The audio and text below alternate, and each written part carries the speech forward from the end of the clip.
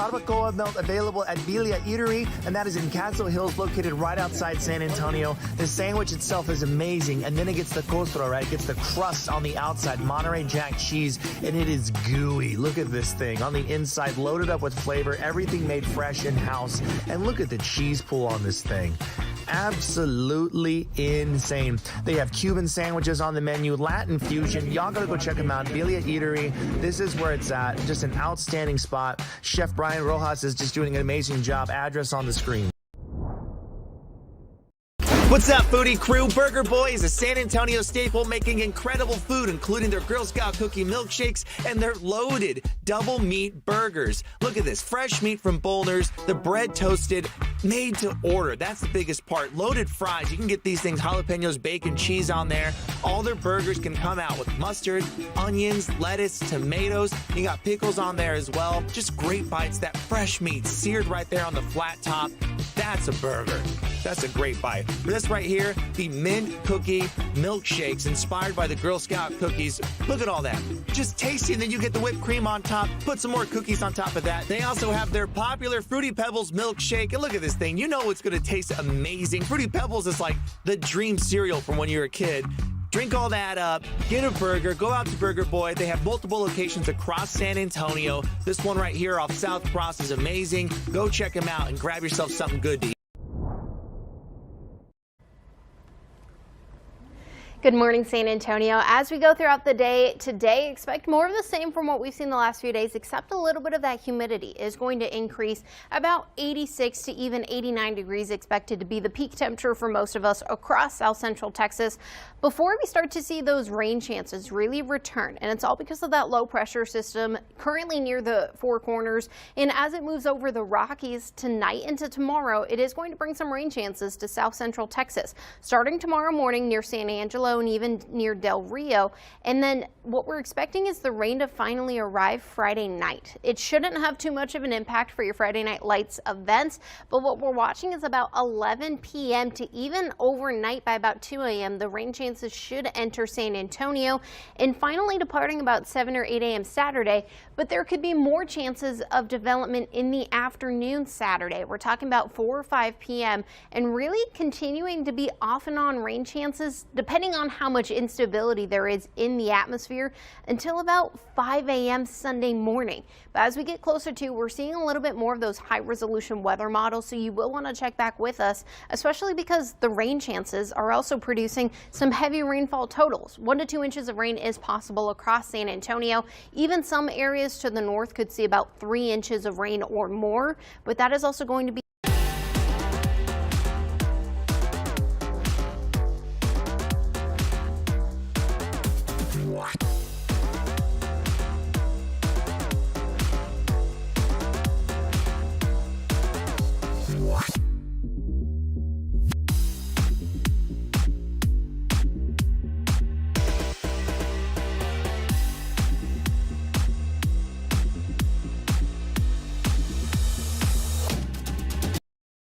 At 12, the news at noon starts right now. Opponents to a new Spurs Arena funding plan have filed an ethics complaint saying city staff and officials are using city resources to push Prop A and B ahead, while opponents are being left out. Garrett Berger was at City Hall for a news conference by the groups this morning. Opponents to the Spurs Arena funding plan say they're worried about what they call coordination between city officials and the Win Together campaign. City-run events, they say, should inform voters and not be a rally for one side. Prop B opponents said they filed a complaint with the city on Monday, asking the city attorney's office to investigate possible city ethics and state election code violations. They especially pointed to past and, at the time, planned council town hall style events, where they say only pro-Prop A and B speakers or groups were featured. No opponents, they said, had been offered the opportunity to participate. Voters deserve clear, factual information before they vote, not carefully filtered, one-sided talking points from City Hall. They should never be run, as we have seen, as simply city council district rally opportunities disguised as forums, with the Spurs council members and staff. A city spokesman told us, quote, the city of San Antonio provided a fact-based framework for information at city council town halls open to the public. The complaint, he said, would go through the city's ethics review board. Now, that process will likely take longer than the election, but opponents said they wanted the idea out there that things aren't proceeding fairly. Early voting is going on now, and it lasts through Halloween. Election Day is November 4th. We've got all the information on when, where you can vote on our website. You can find it on our KSAT homepage on KSAT.com. I'm Garrett Berger, KSAT 12 News. Meantime, City Council member Jalen McKee Rodriguez, who represents District 2, is inviting people to attend a community meeting today to talk about Project Marvel. The Spurs Arena is part of that project. The meeting is from 6 to 7:30 at the Wheatley Heights Sports Complex. It's a chance for neighbors to share their thoughts, ask questions, and offer ideas about the project. A San Antonio institution has served up chicken fried steak for the final time. Good Time Charlie's announced it is closing. It has closed. Its first opened back in December of 1979 and said its last day of service was actually yesterday. According to the restaurant, the land it sits on was sold to the Museum, which is located next door at 2800 Broadway. Millard Stedler, one of Good Time Charlie's co-founders, says that the restaurant's closure was unrelated to selling its land to the Museum. It is now day 10 in the trial of 3 former San Antonio police officers accused in the killing of Melissa Perez in 2023. Today, one of the crime scene investigators was back on the witness stand. This morning, the defense continued questioning Karen Crane. Crane took the guns of officers Eleazar Alejandro, Alfred Flores, and Nathaniel Villalobos into evidence after that shooting. During her testimony, the defense asked if she's ever seen officers arrested so quickly following a shooting. In all the officer-involved shootings that you have handled, you've never seen someone arrested within hours of the shooting, have you? No. The 3 officers on trial were arrested less than 24 hours after that shooting. Testimony is happening right now, and we are live streaming this trial. You can watch it on all of our KSAT streaming platforms. San Antonio police arresting a man for the murder that happened 6 years ago. This right here is 26-year-old Jeremiah Williams. He's facing murder charges in the death of former San Antonio boxer George Ramos. A mother told us through tears that she is happy with SAPD's arrest yesterday afternoon. Her son George was killed on June 20th of 2019. Ramos was a well-known boxer in San Antonio, and he was just 18 years old when he was killed. His mother Jessica says this arrest is just the first step in her fight for justice. The only thing that would be justice for me is a life for a life, and have them take his life so his parents can hurt the way I hurt. KSAT has requested a copy of the affidavit for the suspect, Jeremiah Williams, and once we have some more information on what led up to his arrest, we will be sure to update you on air and online. All right, let's take a look outside with live cam. Shelby, that humidity is back. That was such a brief pause. I know. I mean, Myra, yesterday it was so refreshing. I mean, me and a few of our other coworkers actually had lunch outside yesterday. It was gorgeous. Even yesterday evening, we started to see that humidity return, and it's really smacking you as you go outside this afternoon. And that humidity is expected to continue throughout the next few days. And temperatures today, although we're still seeing that humidity, are expected to get to about 89 degrees for most of us. That cloud coverage we're currently seeing is expected to also start to lighten up. Still seeing those partly cloudy to mostly clear skies throughout the rest of the afternoon. Temperatures getting to about 89 degrees, but that humidity is still going to be muggy, a little pleasant for some, but not for everyone. But the mugginess will continue not only tonight, but also tomorrow. And then that leads to this weekend with Muertos Fest and even the rain chances. Now, good news, during the day Friday and even Friday evening, most of your events will still be fine. We're not expecting a really significant cancellation for Friday Night Lights. The rain arrives after, so you don't have to cancel all your plans. Just keep in mind that there is going to be weather coming Friday night into Saturday morning. We might see a few lingering showers possible until about 8 a.m. Saturday morning, so it will still be muggy and it will still be damp Saturday morning, especially for Muertos Fest. But then Saturday afternoon, even into early Sunday morning, We're tracking another chance for redevelopment for some of these showers and thunderstorms. Finally drying out by the time we get to Sunday afternoon. About midday, we start to see that cloud coverage leave and a little bit drier and a little quieter.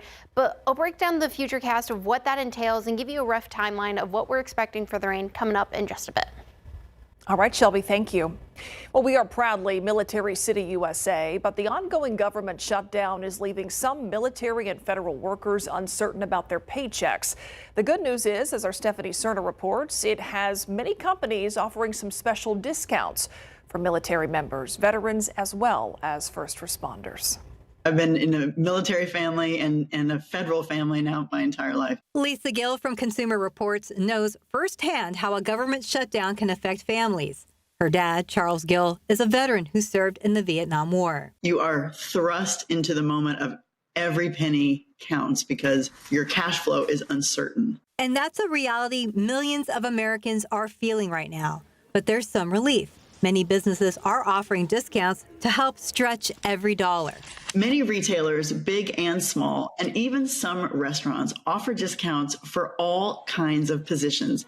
And that includes first responders, teachers, nurses, active military, and even veterans. And they may not advertise these discounts very well, so it always pays to ask. Home improvement stores like Home Depot and Lowe's offer 10% off many purchases. Clothing brands such as Under Armour, LL Bean, and Columbia give military and first responders similar breaks. Cell phone carriers, including Verizon, AT&T, and T-Mobile, offer monthly plan discounts. And you may find savings at restaurants, too. Chains like Outback Steakhouse have discounts year-round for those who serve, from military members to medical staff. To prove your status, you'll usually need a military ID or a government-issued ID for first responders. A lot of companies now verify your eligibility online. And an important reminder, if you are active duty and at risk of default on your loans, the Service Members Civil Relief Act might help. It puts some protections in place that make it difficult for things like foreclosure, eviction, or car repossession to happen during this time. In some cases, you may also be able to end a home or car lease, depending on your situation. Stephanie Cerna, KSAT 12 News.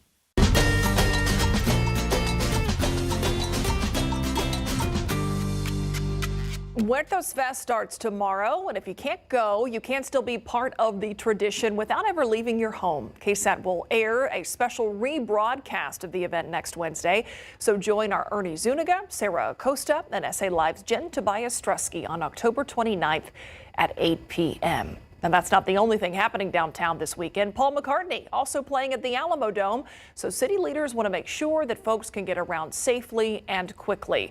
The heaviest traffic is expected to be Saturday night near the Alamo Dome along I-37. There are some other options besides driving yourself. There is Via's free park and ride service that's free on Saturday, and of course using a rideshare company. We have several resources to help you finalize your weekend plans on our website at ksat.com. A federal investigation into illegal sports betting leading to some major arrests today. It involves NBA players and the mafia. What we're learning about the years-long alleged scheme.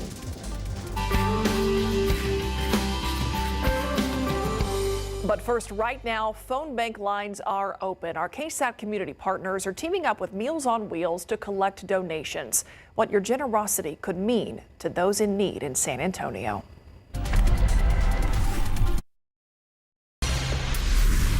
Meals on Wheels deliveries to 350 seniors in our community are at risk because of funding cuts.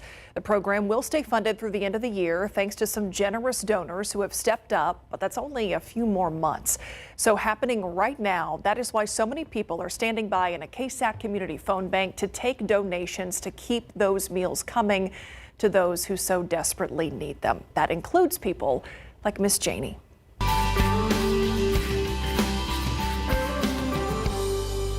I can't say enough goodness about Meals on Wheels. It's a godsend. After my husband died in 2011, I had this stroke, and it set me back for quite a while. I am feeling better. I was having a lot of trouble physically and mentally. And I feel like since I've been with them, I've come out of it. Really look forward to the people delivering It makes me look forward to the day, and we visit. They make you feel like you're more than just a customer. You're a friend. I love my Meals on Wheels. So the number to call was just on your screen. It is 210-351-1363. Phone lines will be open until 7 o'clock tonight. But here is another option. You can scan this QR code to donate online. And we are proud to say that so far, donations are sitting at $7,500. Keep them coming. They are so needed. Something else we know we need as we take a look outside with live cam is some rain, Shelby, and we are looking forward to these weekend chances. I know, Myra, a lot of people are excited about the rain. I know all of the meteorologists here with the Weather Authority team are so excited for the rain because we're still in that drought. But what we're not excited for is the molds to really continue to increase. We're sitting at moderate levels today for the pollen count for molds. Ragweed's still sitting low, but we also need rain to help the aquifer. We're still down 0.3 of a foot today, still almost 30 feet below our monthly average. Now the rain chances, yes, there's a very small chance today, but the major and the majority of the rain chances are going to come Friday night into Saturday morning. I'll give you a futurecast of what you need to know coming up after the break.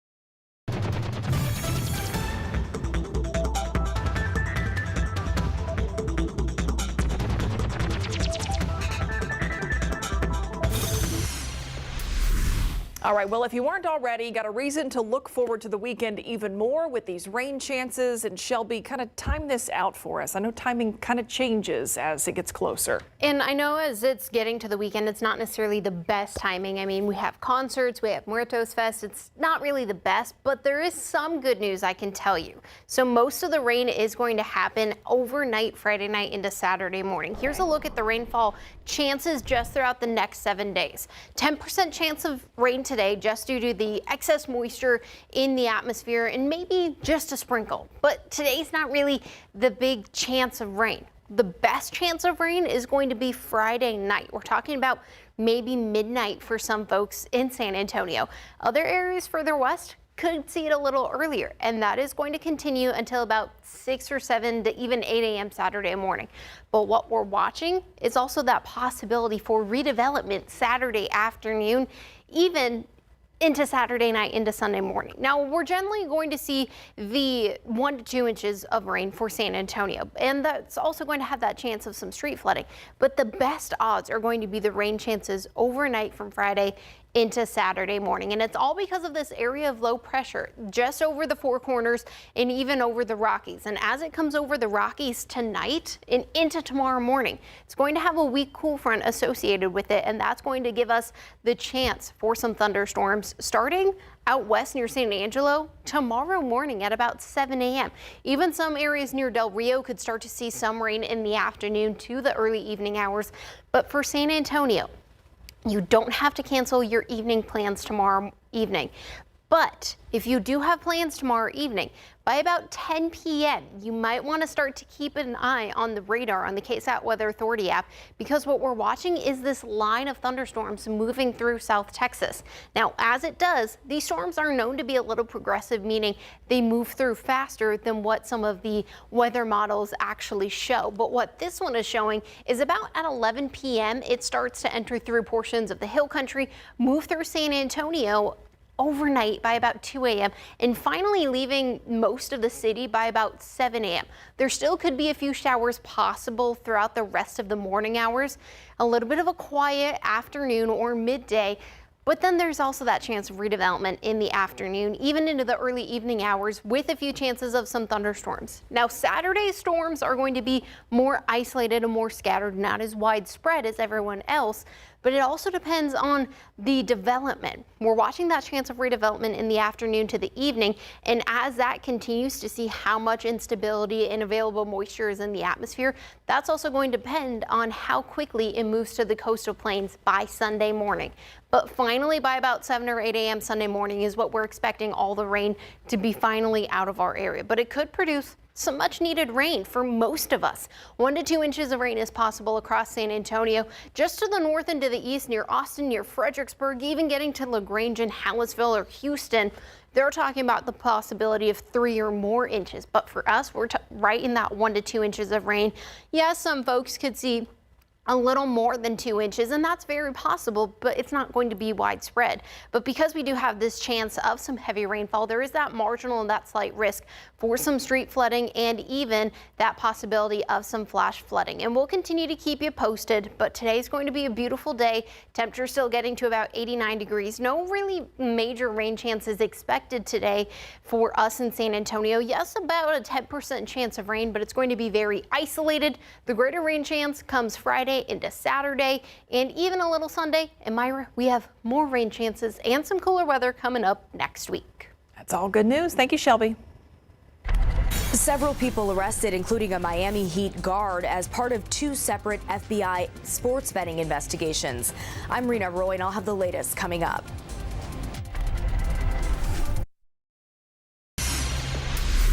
Federal investigators say they've uncovered a years-long scheme involving NBA players and the mafia. The FBI director says it involves illegal gambling happening in the NBA. ABC's Rena Roy has the details on the charges and the accusations that were just announced. Just days into the new NBA season, the FBI calling foul against illegal gambling. This is an illegal gambling operation and sports rigging operation that spanned the course of years. The FBI led a coordinated takedown across 11 states to arrest over 30 individuals today responsible for this case, which is very much ongoing. Federal officials saying this involves 2 separate illegal poker and sports betting schemes. Miami Heat guard Terry Rozier arrested in Orlando just hours after his team lost to the Magic last night. Former Cleveland Cavaliers player and coach Damon Jones also arrested. Federal authorities say they provided inside information about NBA games to co-defendants who used it to place unlawful wagers. The first indictment involves 6 defendants. This scheme is an insider sports betting conspiracy that exploited confidential information about National Basketball Association athletes and teams. Officials also announcing head coach of the Portland Trailblazers, Chauncey Billups, was arrested in a separate but related gambling case. The second indictment involves 31 defendants alleged to have participated in a nationwide scheme to rig illegal poker games. Billups on the sidelines coaching the team's season opener last night. He's due to appear in court today. My message to the defendants who've been rounded up today is this: your winning streak has ended. Your luck has run out. Violating the law is a losing proposition, and you can bet on that. Rozier's attorney saying in a statement that Terry is not a gambler, but he's not afraid of a fight, and he looks forward to winning this fight. Now, last year, former Toronto Raptors player Jontay Porter pleaded guilty to wire fraud, receiving a lifetime NBA ban after he bet on his team to lose, pretending to be hurt for gambling purposes and sharing confidential information with gamblers. Rena Roy, ABC News, New York. The Trump administration's campaign against alleged drug smugglers is escalating with a 9th boat strike overnight, this time again in the Eastern Pacific. I'm Christiane Cordero in Washington with the latest coming up. A Bexar County judge will soon decide if a San Antonio woman will travel to Georgia to take care of her victim. Now, this is a story that we've been following since 2017. Matthew Belknap, a soldier at the time, was nearly killed in a hit and run. And for years, his wife has been trying to make sure that Marissa Ross is held accountable. She is currently on probation. That's Ross at her latest compliance hearing yesterday outside Judge Jennifer Peña's courtroom. Now, she declined to talk with us this time. Belknap reached out to KSAT saying the conditions of Ross's shock probation have not been fully met, even after 5 years. And we explained the issue extensively in this story that aired in early October. Ross is under shock probation, and specific terms written by the judge would have required her to leave the state to care for the victim. We asked a St. Mary's law professor, Shem Benton, in his legal knowledge if he thought the written stipulations were enforceable. And we showed him the conditions, and he says they're unique and there may be some liability concerns. And really, it sounds really bad, but you have to manage expectations. Like, we can put this condition down, and certainly it may be something that you really want, but the reality is they may not be met. And there may be myriad reasons why it cannot be met. Number one, like, can this person leave the state for 2 weeks a year and go to accomplish this condition? Do they have the means to do it? Like, do they have employment that would allow them to do that? Belknap is also frustrated that Judge Peña and the Bexar County Probation Office have not been receptive to her calls and her concerns. And during yesterday's hearing, the probation officer said Ross has met all the probation conditions on paper. A special hearing will be set for a later date to decide on that trip to Georgia. We're going to stay on top of this story.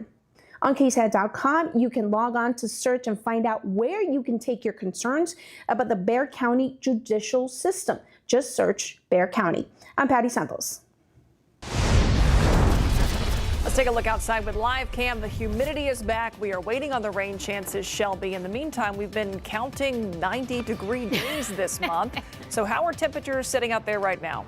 So Myra, temperatures are still sitting at least a few degrees cooler today compared to, let's say, a week ago. We're only expected to get to the upper 80s, but it's feeling and sitting so muggy outside today that it still feels even worse. Take a look outside right now. 80 degrees in San Antonio right now. Throughout the next few hours, we are expected to get to about 89 degrees for most of us. Some just to the south might get to the 90s, but others in the hill country might only stay in the 80s. So we're saying 89, give or take a few degrees, depending on where in the area you live.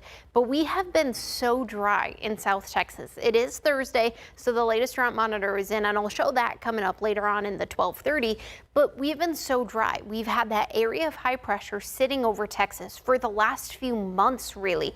And it's been about 46 days since we've had any sort of rain more than 1/100th of an inch. We did receive a little bit of rain back in September, but it was only reported at about 1/100th of an inch at the San Antonio airport.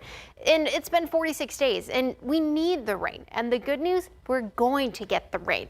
We're tracking the rain chances Friday night into Saturday, and even a possibility of a few showers redeveloping Saturday night, even into Sunday morning. 1 to 3 inches of rain is possible. We could see a few areas having locally higher totals. Not everyone could even see an inch, so you will want to have the KSAT Weather Authority app handy. We'll continue to bring you the updates right to your phone. But what we're watching is the possibility for some street flooding, because some of these storms might be on the stronger side and might produce some heavy rainfall, and even some heavy rainfall rates, really having that risk of hydroplaning as well. So if you don't have to drive Friday night to Saturday morning, please don't. I'll give you a look at the futurecast of what you can expect and what the drought monitor today says and what it means for the rain chances this weekend coming up in just a bit. All right, Shelby, thank you.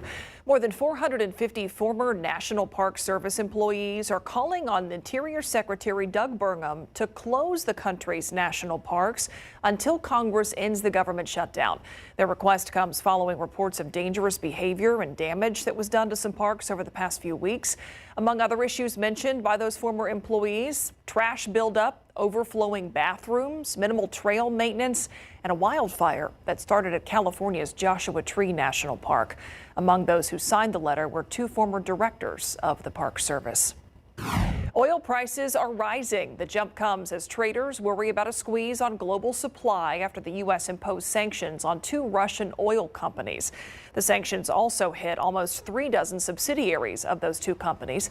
The sanctions are an effort to end the war in Ukraine. Treasury Secretary Scott Bessent called on Russian President Vladimir Putin to agree to an immediate ceasefire. Russia's foreign ministry, meanwhile, criticized the fresh U.S. sanctions on Russia as, quote, entirely counterproductive, including regarding negotiations to ending the war in Ukraine. A spokesperson for the foreign ministry insisted that the sanctions would not pose any particular problems for Russia. The Trump administration's attacks on suspected drug boats at sea are escalating, with a 9th boat strike now. The strikes have expanded to the Pacific, and the death toll now at 37 people.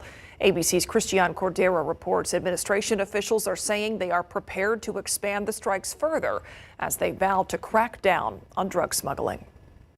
It's the 2nd strike in the Pacific in as many days. Today, the Trump administration says it killed 3 people on a boat off the west coast of Central America. Defense Secretary Pete Hegseth writing the boat was involved in illicit narcotics smuggling without providing any evidence. If you're running drug boats, you're in grave danger. The latest strike comes one day after another in the Pacific that killed 2 suspected drug smugglers and is the 9th attack on a boat the administration has carried out since early September. The previous 7 all took place in the Caribbean off the coast of Venezuela. Venezuela's authoritarian leader denies facilitating any drug trafficking and since last month has led a civilian militia recruiting campaign as the tension with the U.S. escalates. In a show of force last week, the U.S. flew 3 B-52 bombers off the coast of Venezuela. Trump defended the legality of the strikes yesterday and repeated his threat to potentially strike on land next. We have legal authority, right? We're allowed to do that. And if we do by land, we may go back to Congress, but this is a national security problem. Some members of Congress are critical of the president's approach. Senator Rand Paul on NBC over the weekend. But we know from Coast Guard statistics that about 25% of the time the Coast Guard boards a ship, there are no drugs. So if our policy now is to blow up every ship we suspect or accuse of drug running, that would be a bizarre world in which 25% of the people might be innocent. Regarding the Eastern Pacific, the U.S. Coast Guard says it has seized 50 tons of cocaine from that region since August. Christiane Cordero, ABC News, Washington. A new study suggests mRNA coronavirus vaccines effectively prolong the life of certain cancer patients. The study looked at health records of patients getting immunotherapy for lung and skin cancer. The researchers compared the records of patients who received mRNA vaccines with those who had not. According to the study, the mRNA COVID-19 vaccines nearly doubled the median survival length of patients who received them. The researchers believe the vaccines awakened the body's immune system to the presence of cancer. Exactly how, though, isn't clear, and the study's lead author says more research is needed. All right, stores are starting. They're looking for that extra help for the holidays. Why seasonal workers applying for those jobs could face some stiff competition.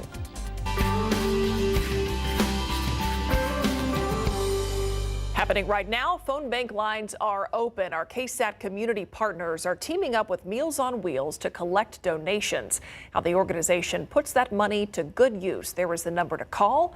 We're going to talk more about this mission after the break.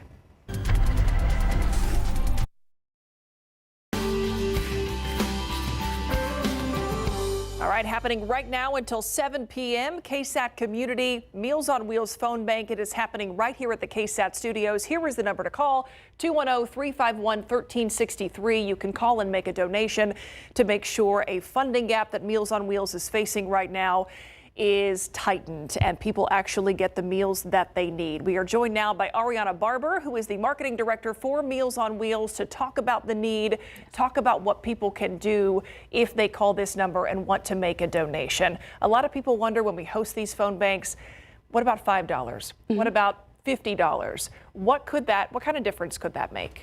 So, I mean, $5 can go a long way towards covering the cost of a meal for a client. That's about half the cost of the meal. Right now, meals are running at about $8.50. That's preparation to delivery, including by our staff members.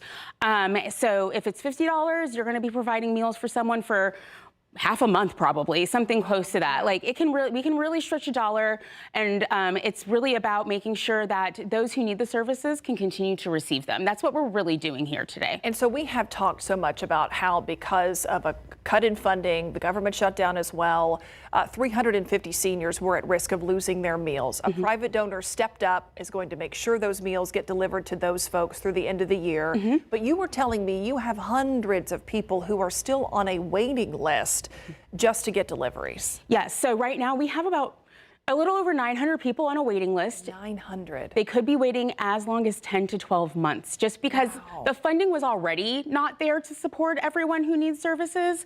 So what we're doing today is raising funds to make sure those who are relying on our services today don't lose them in the immediate future.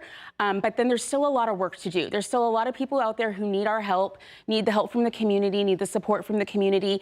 And again, that $5 donation, $10 donation, $50 donation goes a long way. If someone wanted to make a $5 donation and do it on a monthly basis, we can set that up for you, set it and forget it, kind of like you do with whatever subscriptions you have for your TV and entertainment. But this money is going to go towards feeding someone someone and making sure that they get a nutritious meal, a friendly visit, and a safety check on a regular basis. And you were saying roughly $8 a meal for a person. Most of us pay more than that for the myriad of subscription services that we have for streaming. So we're going to be taking these donations and calls all day long until 7 o'clock tonight.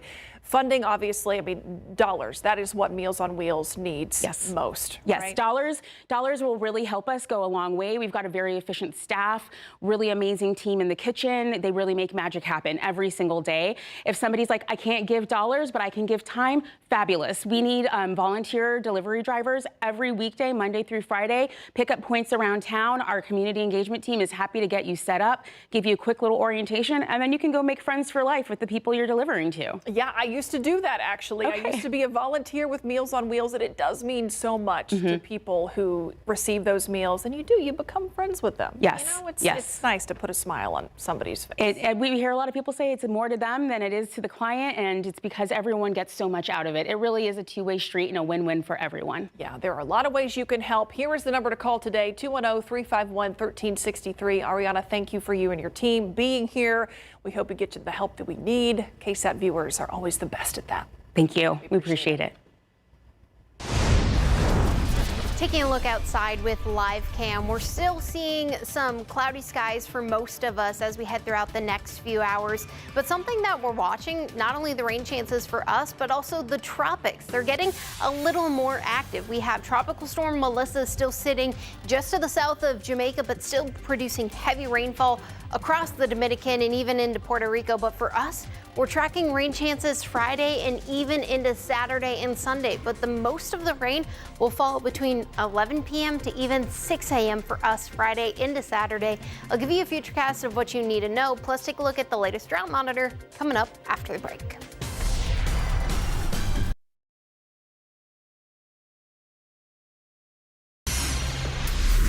All right, we know we need the rain, but there's a big reason why. We are still very much in drought, Shelby, and it's really been expanding recently. Yeah, it really has. It really started about 2 weeks ago with the drought monitor that we started to see a little bit more of that extreme drought really expand. And I do have more bad news. It did expand a little more today. So let's take a look at the drought monitor. I have the fancy iPad here with me to take you area by area of what we're really seeing. So the drought monitor is released about 8 or 9 a.m. every Thursday morning. Now for us, we are still in that 3 years of continual drought, and it continues to worse and worse every week, it seems like.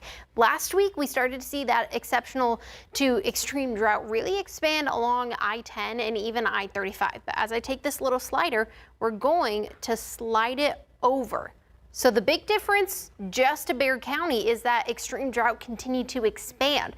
This does now include portions of Atascosa County, and as I go all the way over just to the west, we're starting to see that beige color also expand all the way down to Del Rio and Eagle Pass here. This was last week's drought monitor, and this is this week. So we are continuing to worsen our drought, but the good news, we do have rain chances finally returning to the forecast, and our next system is that low pressure system just near Nevada. That's producing plenty of moisture in Nevada, and even as it goes over to the Rockies, producing some snow. But for us, it's going to provide some much needed rainfall. But it's really not going to arrive till later this weekend. So today, expect temperatures to still get to about 89 degrees, already sitting at 80 degrees for us in San Antonio. And throughout the next few hours, we are expecting our temperatures to increase. That cloud coverage is already starting to break apart, so we do continue to see that expected, with maybe a possibility of a sprinkle or a shower, but really the widespread rain chances come this weekend and even just tomorrow night. So that low pressure system is still going to sit over the Rockies tonight, but tomorrow morning it starts to make its way closer to South Texas and even just to Texas, in fact. Tomorrow morning, if you're traveling to Midland or San Angelo or even towards Dallas, they're expecting the rain, but the cool front associated with the rain isn't going to arrive to San Antonio until about tomorrow night, and in fact, it might not even arrive till Saturday morning. If you're headed out west, by about 8 p.m., we start to see a few showers being possible. But the thing is, normally when we see these fronts, they're a little progressive, meaning they go a lot quicker and a lot faster than some of these models really project, especially once it enters Texas. So yes, it is showing about 11 p.m. to even 2 a.m. is when it moves over San Antonio. It could really be about 10 p.m. to even to midnight. So you will want to continue to have the KSAT Weather Authority app handy. We will post the latest updates on the app as we need to. But the rain is still going to move from west to east overnight into Saturday morning. The good news, most of it's going to be gone by about sunrise Saturday morning.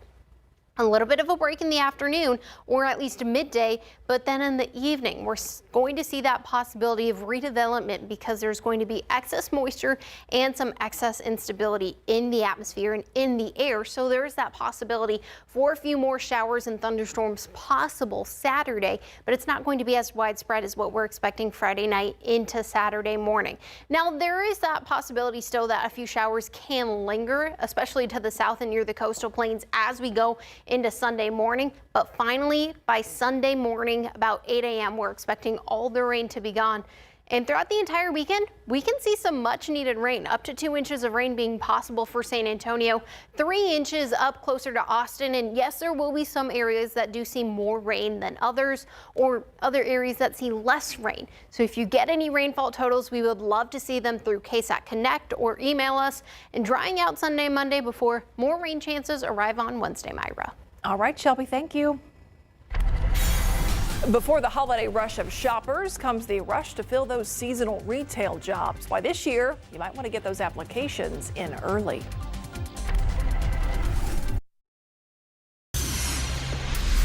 More people are looking to apply for seasonal jobs this year. However, there may not be enough. CNN's Karen Kafa is in Washington with a look at what job hunters need to know and what this says about the economy as a whole. Holiday job openings are out there, but so is stiff competition. The competition is going to be much stiffer this year than it was a couple years ago because we have seen that slowdown in the number of job postings paired with an increase in the competition of more and more people. Corey Staley, senior economist for Indeed Hiring Lab, says their data finds job searches surging ahead of the holiday season while employers pull back. Temporary jobs in some ways are different than what we see in full-time and other jobs in the economy, but in other ways they're also very much the same, right? So we're seeing a lot of the broader trends in the labor market being reflected in this year's holiday hiring. Outplacement firm Challenger Gray and Christmas forecasts seasonal retail hiring to fall to its lowest point since 2009 during the Great Recession. Nancy Vandenhouten, lead economist for Oxford Economics, says those employers may be taking cues from consumers. A lot of consumers are feeling, pressured by high costs for a variety of things, whether it's things where tariffs have been applied or just everyday essentials, food, housing, electricity. So retailers seem to be taking a cautious approach. But Staley says Indeed's real-time postings show retail isn't the only place to look for a holiday job. We see some leisure and hospitality, but we also start seeing some interesting cases where even like accounting jobs start to pick up this time of year. Some of the top seasonal postings are for beauty advisors, delivery drivers, food service workers, and truck drivers. In Washington, I'm Karen Kafa.